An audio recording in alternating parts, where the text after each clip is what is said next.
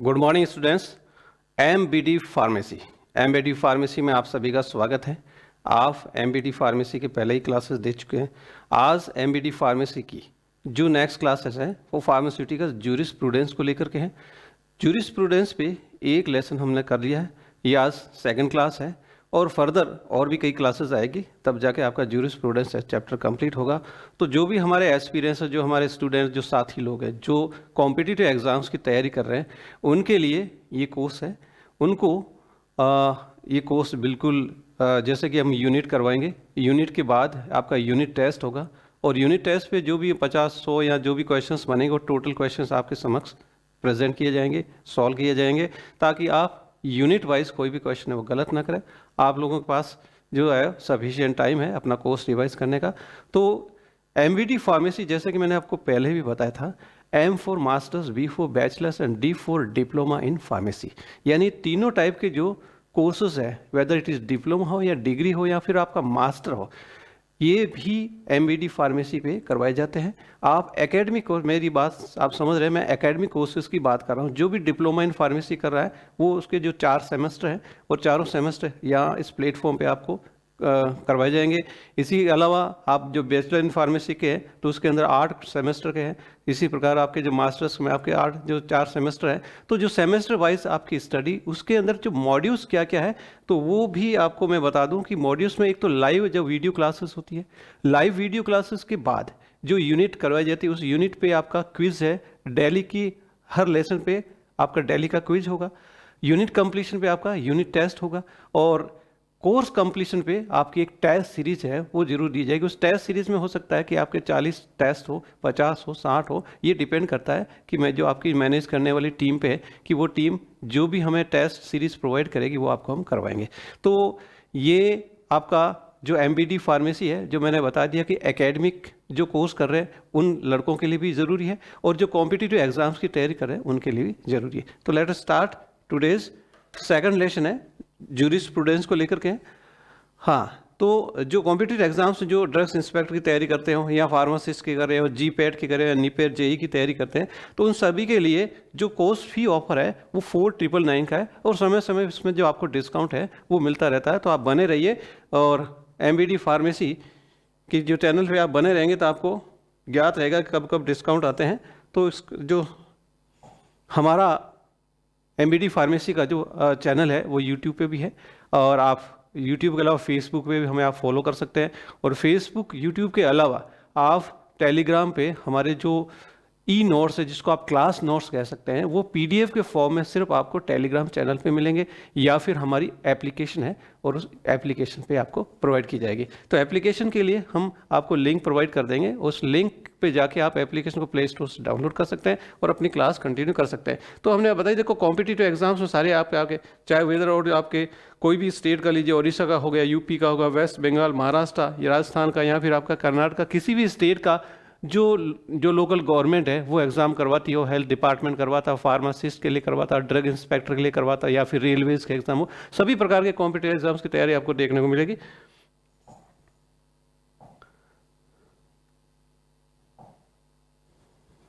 हाँ, तो आज का जो सेकंड लेसन है और फार्मास्यूटिकल जूरिस्प्रूडेंस को लेकर के, फार्मास्यूटिकल जूरिस्प्रूडेंस के अंदर एक लेसन आपको मैंने करवा दिया है, ये टुडे इज सेकंड वन। और सेकंड लेसन में आज का हमारा टॉपिक है वो एनडीपीएस एक्ट है।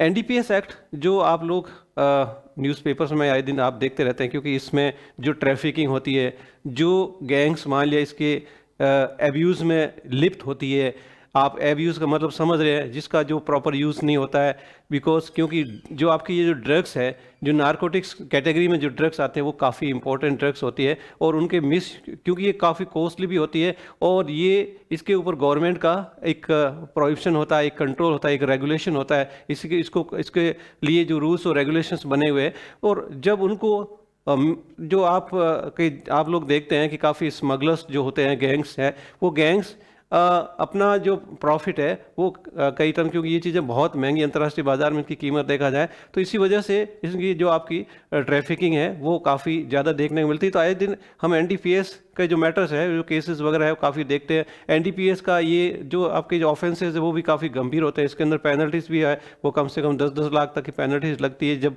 कोई ऑफेंस है वो साबित हो जाता है। उसके अलावा जो इम्प्रिजनमेंट है वो मान लिया कि मिनिमम 6 मंथ्स, जो क्वांटिटी कम मिलती है तो 6 महीने तक होता है, लेकिन वही आपके इम्प्रिजनमेंट है वो 20 साल तक भी हो जाता है, 10 ईयर्स 20 ईयर्स तक भी इम्प्रिजनमेंट है वो मिलता है। तो ये डिपेंड करता है कि किस क्वांटिटी को लेकर के कोई भी ऑफेंस है वो किया जाता है।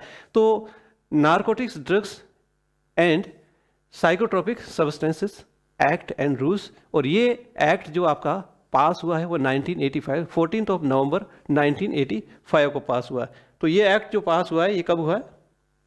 हाँ, तो एनडीपीएस एक्ट के बारे में देखिए।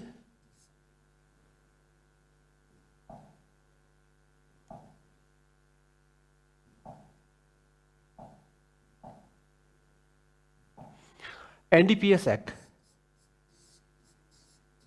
ठीक है, एनडीपीएस एक्ट आपका 1985, और डेट याद रख सकते हैं 14 नवंबर 1985, पास बाय इंडियन पार्लियामेंट और पार्लियामेंट ऑफ इंडिया, भारत की संसद द्वारा ये एक्ट है। आपको पता है कि एक्ट यानी कानून बनाना किसी विधानमंडल का काम होता है, और वो विधायिका ही कानून बना सकती है। और विधानमंडल जो हमारा है वो जो त्रिसदनीय कह सकते हैं, जिसमें आपका लोकसभा, राज्यसभा, उसके अलावा राष्ट्रपति, तो ये तीनों बॉडी मिलके अब बिल है वो आपको जो संसद द्वारा बिल पारित किया जाता है, राष्ट्रपति द्वारा साइन करने के बाद वो आपका बिल आपका एक्ट में बन जाता है। तो पहले आपको पता है कि कोई भी बिल का ड्राफ्टिंग होता है और बिल आपका सदन में पेश किया जाता है, और बिल जब फाइनली राष्ट्रपति द्वारा सिग्नेचर हो जाता है तो वो क्या हो जाता है? एक्ट बन जाता है, एक कानून बन जाता है, ठीक है ना। तो एक्ट एक आपका कानून है।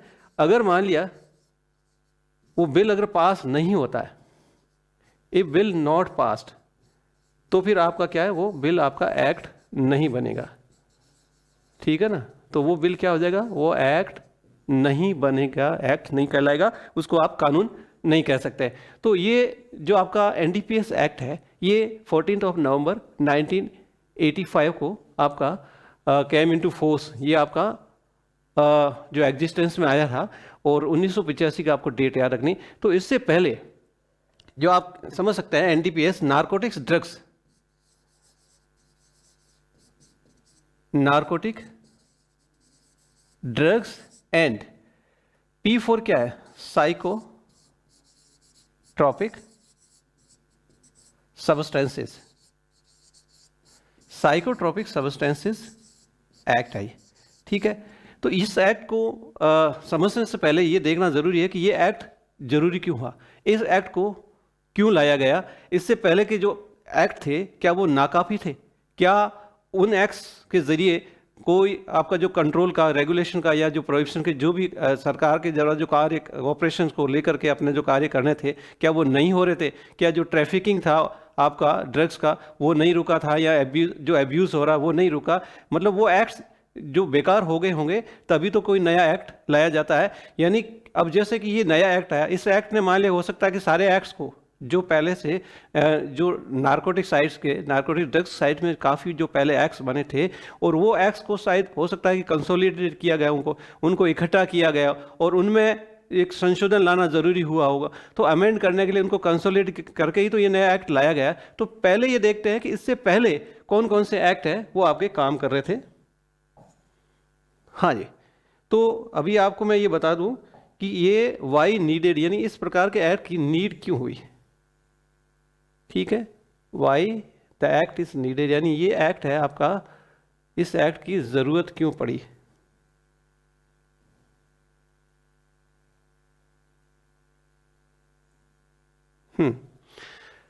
ये आप देख सकते हैं, देखिए एनडीपीएस एक्ट 1980 में द एक्ट ने रिपेल किया, और वो रिपेल किया तीन एक्ट है। एक तो आपका द ओपीएम एक्ट,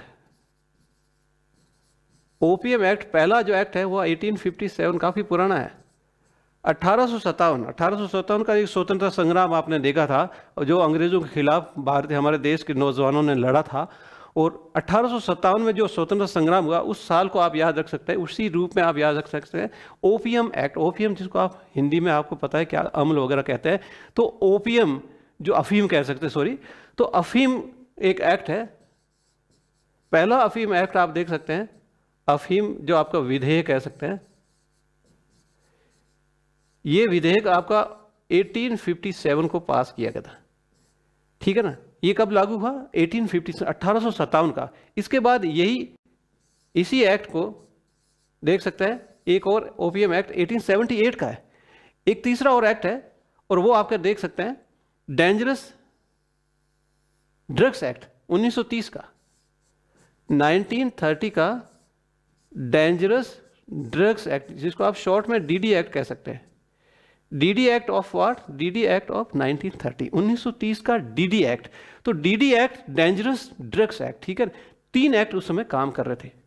तो डेंजरस ड्रग्स, आजकल जो अपन मान लीजिए साइकोट्रोपिक सब्सटेंस जो ले रहे हैं वो डेंजरस ड्रग्स में आते थे, ठीक है। और नार्कोटिक ड्रग्स में आपके ओपीएम एक्ट, तो ये डिफरेंट आप कह सकते हैं 3 टाइप के एक्ट्स है, वो पहले काम कर रहे थे। लेकिन ये एक्ट लगभग जो प्रेजेंट टाइम के सिनारियो में देखा जाए तो वो नाकाफी थे, वो काबिल नहीं थे। इस प्रकार की जो ट्रैफिकिंग होती थी या जो स्मगलिंग होती थी उसको वो रोक नहीं पा रहे थे। उसी की वजह से ये नीडेड हुआ, इसको लाना जरूरी हुआ। तो जैसा कि कारण कह रहा कि illicit drugs trafficking and drugs abuse, ये एक कारण देखिए।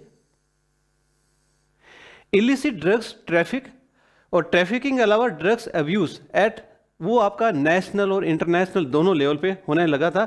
एंड गैंग्स और स्मगलर्स इसके अंदर काफ़ी हावी हो रही थी कानून के ऊपर।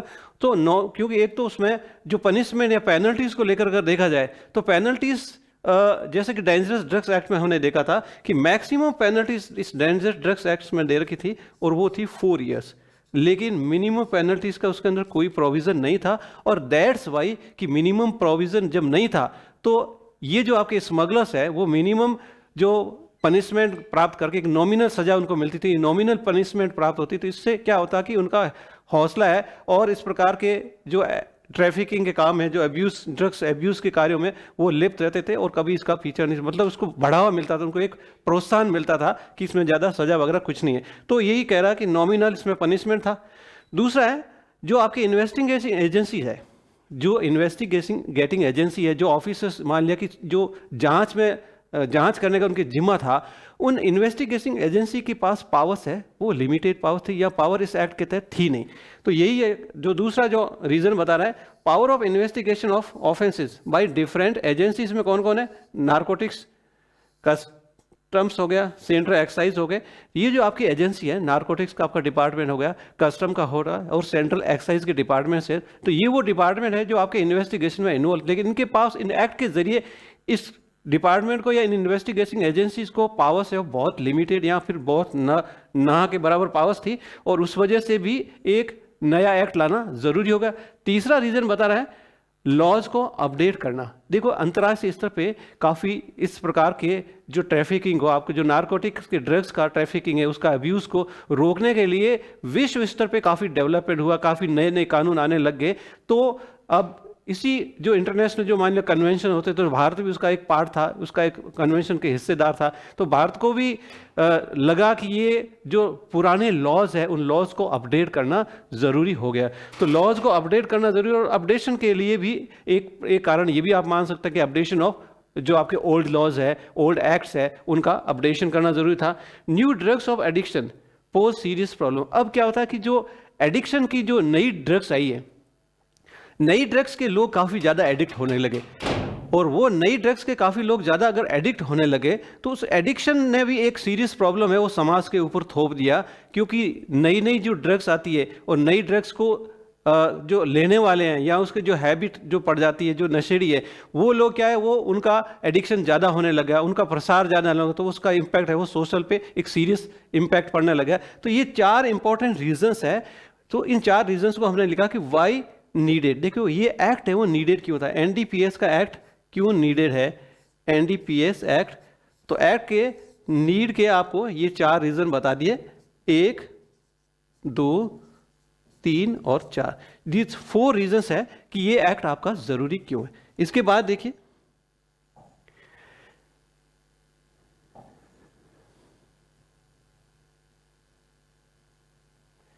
ये वो एजेंसीज है जिसका मैंने अभी आपको बताया था कि कौन कौन सी एजेंसीज है जो इस प्रकार के जो एनडीपीएस को लेकर के जो ऑफेंसेस होते हैं उनकी जांच करती है। तो एजेंसी देखो, drug law enforcement agency in India के अंदर जो आपके ड्रग्स के जो एनफोर्समेंट के जो लॉज है, तो उस लॉज को एनेक्ट करने के लिए कौन कौन सी एजेंसीज है, तो सबसे पहले आप देख सकते हैं नारकोटिक्स कंट्रोल डिवीजन यानी एनसीडी। सबसे पहले अगर आप देख सकते हैं तो कौन है, ये एनसीडी है।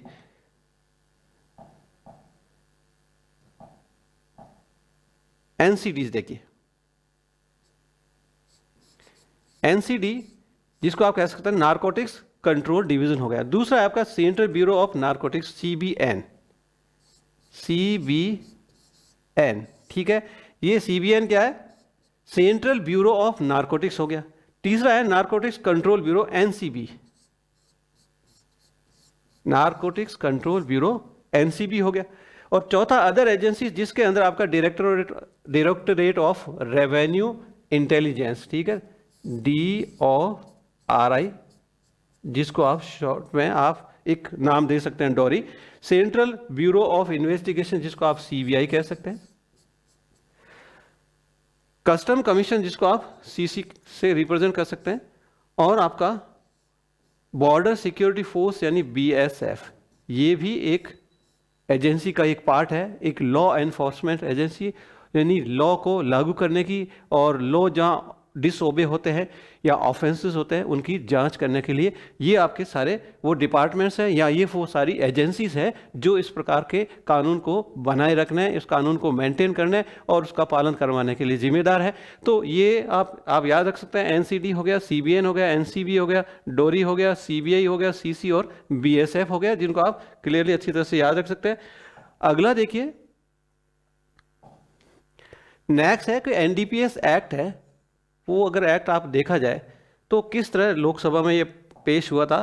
तो 23 अगस्त 1985 को इस लोकसभा में इसको पेश किया गया।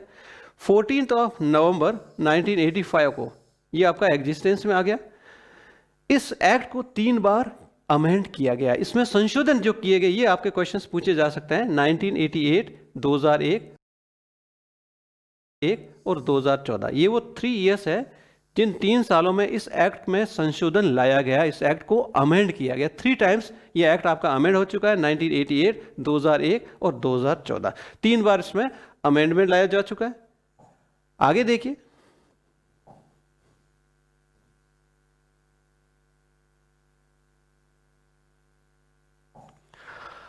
NDPS एक्ट में कुछ ऐसी जो ड्रग्स है जो किन किन प्लांट से प्राप्त होती है, हमें उनका डेफिनेशन या उसका थोड़ा दायरा देखना ज़रूरी है। उनमें आप देख सकते हैं सबसे पहले कोका प्लांट को है, कोका प्लांट हो गया। कोका प्लांट के अलावा कैनेबिस हो गया, और कैनेबिस के बाद अगर आपका इंपॉर्टेंट आएगा तो वो ओपीएम आएगा, ठीक है ना। तो ये कुछ ऐसे प्लांट्स हैं, हमें थोड़ा इसकी बेसिक्स जानकारी होना ज़रूरी है कि कोका प्लांट है तो जो आपका कोका प्लांट से कोका जो डेरिवेटिव्स प्राप्त होते हैं, तो वो कौन कौन से कोका के डेरिवेटिव्स। कोका में आपको बता दिया कि जो कोका प्लांट की जो लीफ होती है, पत्तियां, और पत्तियों से जो एक्सट्रैक्ट निकलता है वही एक्सट्रैक्ट आपका कोका डेरिवेटिव्स कहलाता है, ठीक है। तो कोका जो प्लांट है इसका केमिकल जो नेम है वो जेनस एरिथ्रोक्सीलोन है, जेनस एरिथ्रोक्सीलोन। ये आपको प्लांट का एक स्पेसीज है, एक पादप जाति है जहां से आपको जिसको आप कह सकते हैं कोका का ये प्लांट का केमिकल नाम है जेनस एरिथ्रोक्सीलोन। एरिथ्रोक्सीलोन किस रूप में आप याद रखेंगे, एरिथ्रोक्सीलोन याद रखेंगे, ये कोका प्लांट का केमिकल नेम है। कोका प्लांट, इस कोका प्लांट से जो कोका डेरिवेटिव जो उत्पाद प्राप्त होंगे तो उसमें एक है उसकी जो कोका प्लांट की जो लीफ है यानी पत्तियां हैं, उस पत्तियों से जो एक्सट्रैक्ट निकलता है वही एक्सट्रैक्ट आपका कोका, जिसको कह सकते हैं कोकीन कह सकते हैं। तो ये all preparation contain not more than, देखिए उसके अंदर कोकीन है वो 0.1% से ज़्यादा नहीं होनी चाहिए। कोकीन कितना ज़्यादा नहीं होना चाहिए, 1% से ज़्यादा कोकीन आपका नहीं होना चाहिए। यही कह रहे हैं 0.1%, इससे ज़्यादा कोकीन आपकी नहीं होनी चाहिए।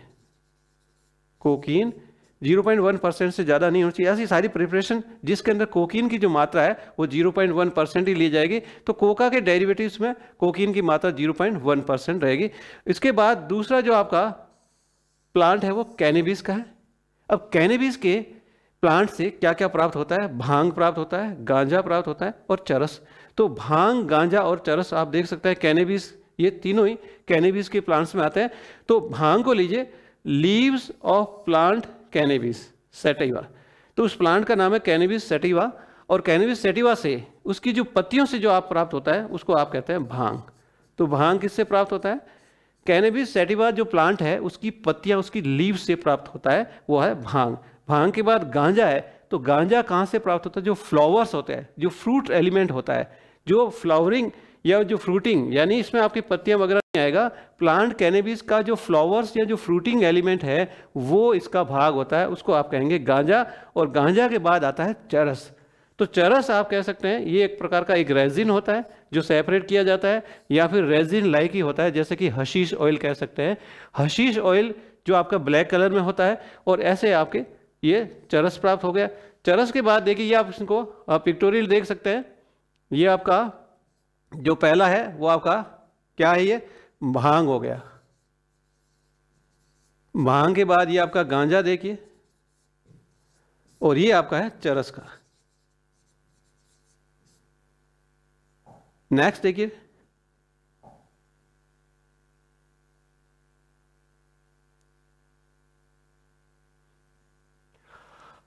हाँ, तो अब ओपियम को लेकर के देखते हैं कि ओपियम, पहली बात है कि ओपियम का जो प्लांट है उसका केमिकल नेम क्या है। ओपियम के प्लांट का केमिकल नेम है, वो आप इस पूरा डार्कन पोर्शन में देख सकते हैं, देखिए।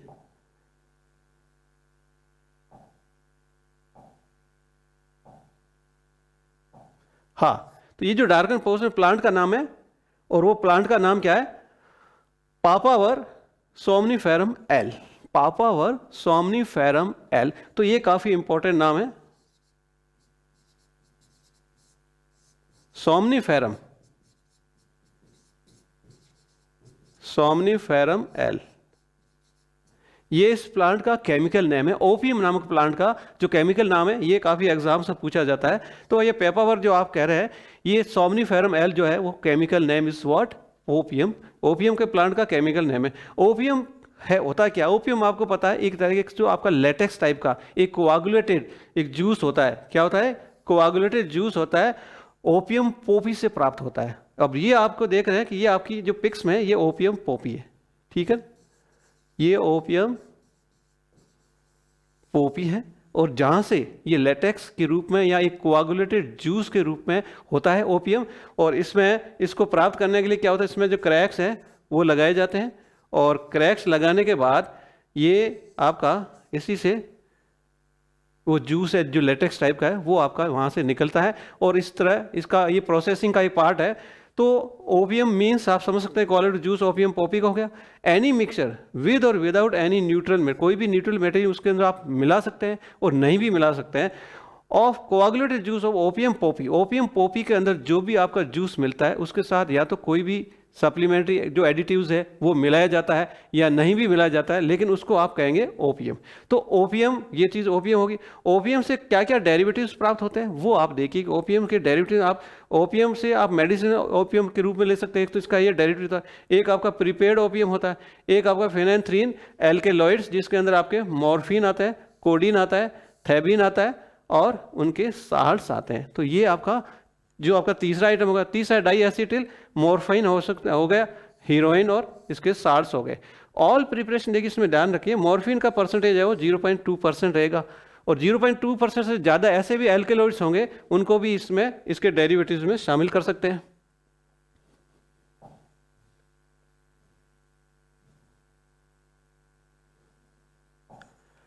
हाँ, तो coca, hemp, opium, LSD, heroin, brown sugar, smack, ganja, ठीक है ना। तो ये सारे क्या है? ये आपका जो एनडीपीएस आइटम्स है, और इन एनडीपीएस आइटम्स के अंदर आप इन सभी में देख सकते हैं, और इन सभी के बारे में आप लोगों ने सुना भी होगा। कोकीन ले लीजिए, कोकीन का जो आपका केमिकल नेम है वो methyl ester of benzoyl ecgonine and, और इसका साल्ट जिसको MEBE शॉर्ट में आप MEBE नाम से कह सकते हैं, कोकीन। तो कोकीन को मिथाइल एस्टर किसका होता है? बेंजिल एगोनाइन, और उसके साल्ट्स का एक मिथाइल एस्टर टाइप का होता है जिसको आप कह सकते हैं MEBE। ये किसका नाम है? ये आपका कोकीन का नाम है, ठीक है। कोकीन के नाम के बाद लिखिए हीरोइन है जिसको आप डैम के नाम से भी पहचान सकते हैं। हीरोइन का दूसरा नाम है डाई एसिटिल मॉर्फाइन यानी कि डैम। हीरोइन का दूसरा जो केमिकल नेम आप क्या आएंगे डैम के नाम से कह सकते हैं। डाई एसिटिल मॉर्फिन है वो आपका हीरोइन का नाम है।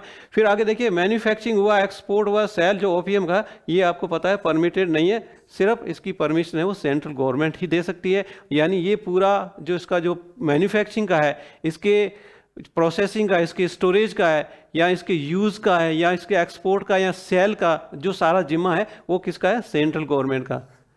सेंट्रल गवर्नमेंट के हिस्से की बात है ये। तो processing opium in India began with setting up of the opium factory in 1820। देखो 1820 की बात है कि सबसे पहले 1820 में ओपीएम के प्रोसेसिंग को लेकर के फैक्ट्री का एस्टेब्लिशमेंट हुआ है। 1820 यानी 1857 से भी पहले हो चुका है, अंग्रेजों के समय हुआ था। और उस समय जो फैक्ट्री लगी है वो आपका यूपी के गाजीपुर में लगी है। कहाँ लगी फैक्ट्री? यूपी के गाजीपुर। गाजीपुर में ये पहली फैक्ट्री लगी है। और ये आपका ईस्टर्न, ये टाउन जो यूपी का ईस्टर्न पार्ट में पड़ता है गाजीपुर, और located on the banks of the river Ganga. Ganga नदी के किनारे पे आपका ये गाजीपुर है। लेटर एन एल्केलॉइड, उसके बाद इसी जगह पे एक एल्केलॉइड प्लांट है, वो भी आपका गाजीपुर में सेट हुआ है, लेकिन वो बनाया गया 1943। एल्केलॉइड्स आप समझ सकते हैं कि ओपीएम से जो प्रोडक्ट आपके प्राप्त होते हैं वो आपके एल्केलॉइड्स में आ गए। तो during the period of world war second, यानी 1943 जिसमें वर्ल्ड वार सेकेंड चल रहा था, उस समय एल्केलॉइड्स की जो फैक्ट्री लगी है वो इसी गाजीपुर में लगी। पहले तो था जो ओपीएम का प्रोसेसिंग को लेकर के, जो ओपीएम को प्रोसेस करने की फैक्ट्री लगी 1820 में लगी थी गाजीपुर में।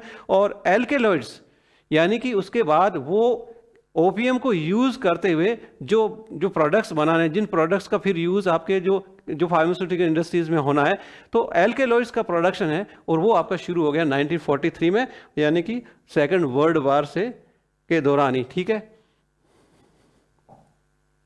अगला जो इंपॉर्टेंट टॉपिक है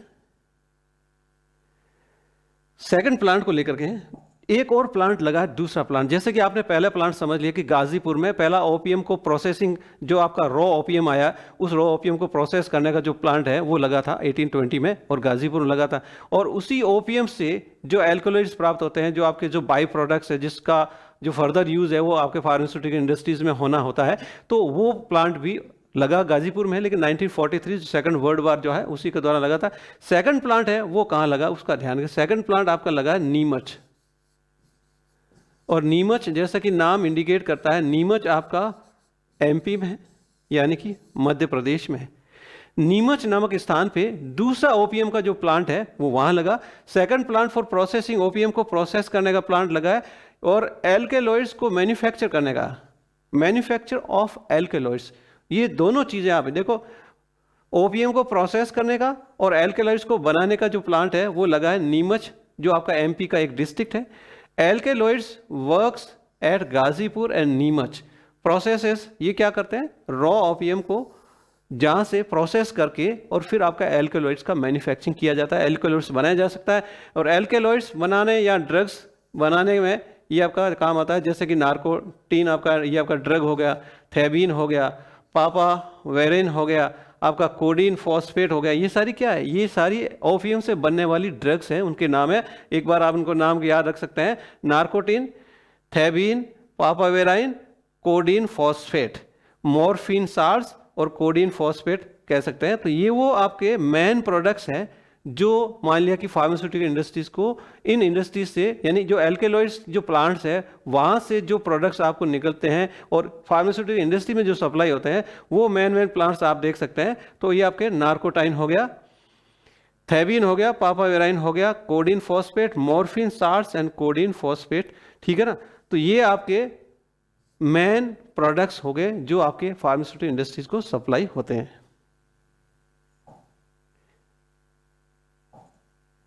हाँ, तो जो इसके अलावा जैसे कि आप लोगों ने देख रहे थे एलएसडी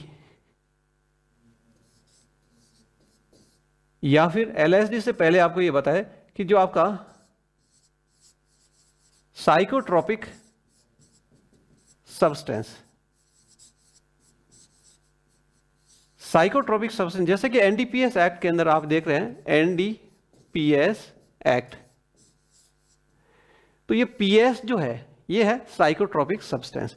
तो साइकोट्रोपिक सब्सटेंस क्या है, ठीक है ना, जैसे कि आपने नारकोटिक ड्रग्स ले लिया और ड्रग्स के अंदर आपको, नारकोटिक ड्रग्स के अंदर आपने कह दिया कि कोका इसमें आ गया, ओपीएम आपका आ गया, कैनेबिस से जो प्राप्त होने वाले जो आपके गांजा हो गया, चरस हो गया, या फिर आपके चरस हो गया, गांजा हो गया, जिनकी जो अलग अलग प्लांट्स के अलग अलग पार्ट से जो प्राप्त होते हैं वो चीज़ें हमने देखी। तो यहाँ ये तो वो था आपका,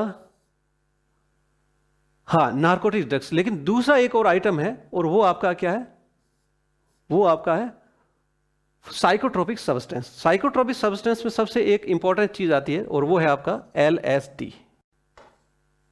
LSD, LSD का पूरा नाम है lysergic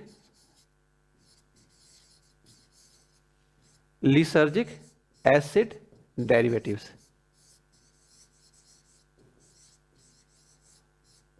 lysergic acid derivatives. Lysergic acid derivatives में काफ़ी जो नाम है, काफ़ी इसकी पूरी एक लिस्ट है, ठीक है ना। तो ये काफ़ी प्रोडक्ट्स का एक डेरिवेटिव्स का एक पूरा ग्रुप है। तो एक तो ये हो गया, इसके अलावा दो और कैटेगरी है जिसमें आप कह सकते हैं डायजेपम, DIA,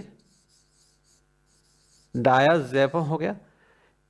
LSD पहला है LSD, दूसरा डाइजेपम हो गया, और डाइजेपम के अलावा बेंजोडाइजेपम भी कह सकते हैं।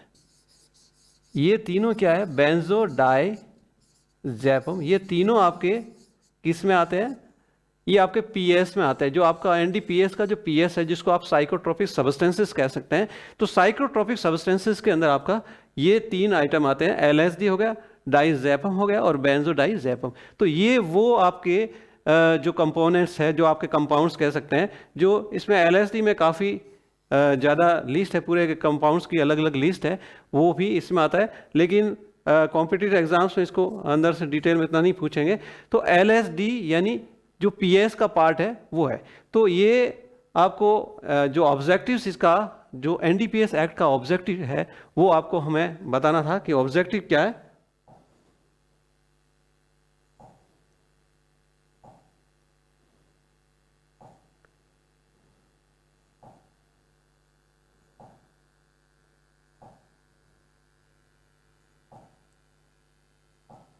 हाँ जी, तो ऑब्जेक्टिव जो हमने शुरू के पहले पेज पे ऑब्जेक्टिव हमने बताया था, to consolidate and amend existing laws. जो एग्जिस्टिंग लॉस, जो तीन लॉस थे आपका, opium act 1857, opium act 1878 and dangerous drugs act 1930। ये एक्ट नाकाफी थे, ट्रैफिकिंग नहीं रुकती थी, गैंगस्टर्स नहीं रुक रहे थे, और इसका जो ड्रग्स का अब्यूज़ है वो काफ़ी ज़ोरों से चल रहा था। और इसी वजह से इन्होंने क्या किया कि जितने जो एग्जिस्टिंग लॉज थे उनको अमेंड करना ज़रूरी समझ लिया। तो फिर उन्होंने क्या किया, उनको कंसोलिडेट किया और उसको सारों कंसोलिडेट करके एक एक्ट में उनको शामिल कर दिया गया। तो एक तो पहला था ऑब्जेक्टिव। दूसरा, to make stringent provisions of the for the prohibit, control and regulates. इसकी जो ऑपरेशंस है, NDPS के जो ऑपरेशंस है, उसको क्या करना, प्रोहिबिट करना, निषेध करना, उसको कंट्रोल करना, उसको रेगुलेट करना। तो ये कंट्रोल का, रेगुलेशन का और प्रोहिबिशन का जो एक्ट, जो काम है, ये दूसरा ऑब्जेक्टिव था। तीसरा, टू एनहेंस पेनल्टीज। अब जो ट्रैफिकिंग ऑफेंस या जो अपराध हो रहे थे, तो उस अपराध भी वो सफिशिएंट, उनके लिए सजा है या पेनल्टी है वो सफिशिएंट नहीं थी। क्योंकि मैक्सिमम, जैसे कि आपका DD एक्ट के अंदर मैक्सिमम सजा 4 साल की थी, लेकिन मिनिमम का उसमें कोई प्रोविजंस नहीं था। तो उसको भी अमेंड करना, उसमें भी कि एक बड़ी से बड़ी सजा का प्रावधान करना, बड़ी से बड़ी पेनल्टी का प्रोविजन करना। तो उसके लिए भी ये भी एक प्रकार का एक ऑब्जेक्टिव था। थर्ड, फोर्थ देखिए, to make provisions for implementation international जो कन्वेंशंस के कन्वेंशंस होती थी, उस कन्वेंशंस के जो भी आपके डिक्लेरेशंस होते, जो डिसीजन होते थे, उनको इम्प्लीमेंट करना भी ज़रूरी था। इसके अलावा licensing system to both central state government और सेंट्रल गवर्नमेंट। तो लाइसेंसिंग की व्यवस्था करना, ताकि क्या है कि इसके जो कंट्रोल और रेगुलेशन, जो रूल्स और रेगुलेशन है, उसको कंट्रोल किया जा सके, उसको रेगुलेट किया जा सके। तो उसके लिए लाइसेंसिंग की व्यवस्था करना। एंड फिर उसमें लाइसेंसिंग फॉर व्हाट, लाइसेंसिंग जैसे कि कल्टीवेशन, जैसे इसकी खेती जो की जाती है, हार्वेस्टिंग की जाती है, इसका स्टोरेज किया जाता है, इसको मान लिया प्रोसेसिंग यूनिट तक पहुंचा जाता है, इसका प्रोसेसिंग होता है, उससे एल्केलॉइड्स प्राप्त होते हैं, एल्केलॉइड्स को प्रोसेस करने के बाद उसको फाइनल प्रोडक्ट बना, उसको मान लिया फार्मेसी इंडस्ट्री तक एक ड्रग्स के रूप में पहुंचाना होता है, उसके बाद ड्रग्स में उसका इन्वॉल्वमेंट होता है, उनका यूज़ होता है। ये सारी जो प्रोसेस है इसको कंट्रोल करना और रेगुलेट करना by central government and state government, तो उनके लिए ये ज़रूरी था। तो ये कुछ वो ऑब्जेक्टिव्स है कि एनडीपीएस एक्ट को लाना ज़रूरी क्यों था। एनडीपीएस एक्ट को लाने के लिए जो ऑब्जेक्टिव्स है उसमें टोटल 5 ऑब्जेक्टिव्स हैं, जो आप देख सकते हैं, दोबारा देख, to consolidate amend existing laws, to make stringent provisions for what, prohibit control and regulation of operations, जो कि एनडीपीएस से रिलेटेड है। पेनल्टीज, जो ट्रैफिकिंग टाइप के जो ऑफेंसेस होते हैं, जो अब्यूज़ टाइप के ऑफेंसेस होते हैं, तो उसके लिए पेनल्टीज और उसके लिए आपके जो इम्प्रिजनमेंट है वो तय करना, उस इम्प्रिजनमेंट को बढ़ाने के लिए इस एक्ट को लाना ज़रूरी था। फिर इसी के अलावा आप देख सकते हैं लाइसेंसिंग सिस्टम को, जो स्टेट लेवल पे और जो सेंट्रल गवर्नमेंट है, स्टेट गवर्नमेंट के लिए जो लाइसेंसिंग है वो प्रोवाइड करना, ताकि लाइसेंसिंग के ज़रिए इसके अब्यूज़ को, इसकी ट्रैफिक को कंट्रोल किया जा सके। और इसके कल्टीवेशन मैन्युफैक्चरिंग है, किसको जो लाइसेंस प्रोवाइड करने के बाद ही कोई है जो पार्टी है वो उसका मैन्युफैक्चर कर सकती है, उसका प्रोसेसिंग कर सकती है, उसका सेल कर सकती है, उसको एक्सपोर्ट कर सकती है। तो ये कुछ मेन ऑब्जेक्टिव्स थे और इन्हीं ऑब्जेक्टिव्स के जरिए ये तक। इसके अलावा यहाँ कुछ इन्वेस्टिगेशन एजेंसी के बारे में, जहाँ एक एनडीपीएस कंसल्टेटिव कमेटी, ये कमेटी सेंट्रल गवर्नमेंट द्वारा गठित की जाती है, बाय सेंट्रल गवर्नमेंट, और इस कमेटी के अंदर एक चेयरमैन होता है प्लस मैक्सिमम 20 इसके मेंबर्स होते हैं।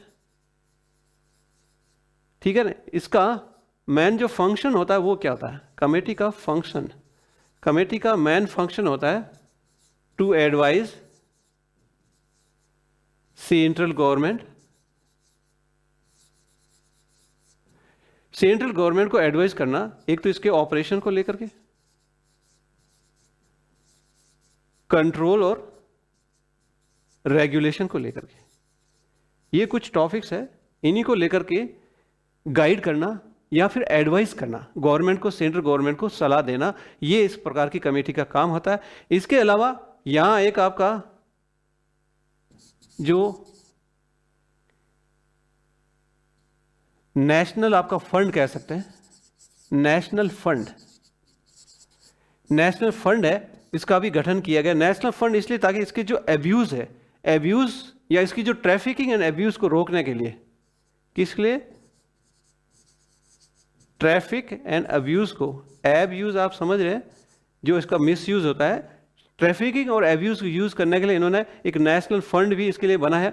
और नेशनल फंड से जो पैसा कहाँ कहाँ लगेगा, जो मान लिया इनको रोकने के लिए, ट्रैफिकिंग रोकने के लिए, अब्यूज़ को रोकने के लिए जो अधिकारी मान लिया इन्वॉल्व है, जो ऑपरेशंस उसमें इन्वॉल्व होते हैं, तो वो सारा जो उस पर जो खर्चा आता है, जो वो सारा अरेंज कहाँ से होता है, इसके नेशनल फंड से जो पैसा है वो अरेंज किया जाता है। तो ये कुछ ऐसी एक्टिविटीज़ है जो एनडीपीएस एक्ट के अंदर आती है। तो हमारे जो फार्मास्यूटिकल्स या फार्मासिस्ट के एग्जाम्स के अंदर हालांकि ये कानून बहुत बड़ा कानून है, इसके अंदर अगर ये भी जो देखा जाता है कि इसमें जो कब कितने क्या अमेंडमेंट लाए गए हैं, जैसे कि आप देख रहे हैं कि 1988 में अमेंडमेंट आया पहले, उसके बाद 2001 में आया, उसके बाद तीसरा 2014 है, और हर बार कुछ न कुछ नई चीज़ उसमें अमेंड की गई, नई चीज़ हो सकता है कि सज़ा का प्रोविजन है वो बढ़ाया गया। तो 6 को मैंने बताया कि जो आपका कम क्वान्टिटी में आपकी सज़ा है वो 6 मंथ्स तक होती है, और यही सज़ा आपकी 20 ईयर्स तक होती है।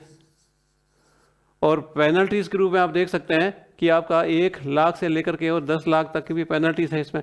तो ये प्रोविज़न है, लेकिन ये काफ़ी जो आरजेएस या फिर जो जुडिशियल एग्ज़ाम्स की प्रिपरेशन करते हैं, लॉ एग्ज़ाम्स की प्रिपरेशन करते हैं, तो डिटेल में जाना उनके लिए काम है। हमारे फार्मासिस्ट में जितना हमारे लिए ज़रूरी था, हम लोगों ने आपके लिए नोट्स जुटाए और उतना ही हमें पढ़ना, ताकि उन्हीं में से हमारे क्वेश्चंस बनेंगे, और उसको हमने उसी लेवल तक ही लिया है, उससे ज़्यादा उसको हमने नहीं लिया है। तो आज का ये लेसन आपका यहाँ ख़त्म होता है। कल फिर एक नया जो आपका फार्मास्यूटिकल आप देख सकते हैं, ज्यूरिस्प्रूडेंस का एक नया आर्टिकल लेके आएंगे, एक नया टॉपिक आपके समक्ष लेके आएंगे, और कंटिन्यू रहिए।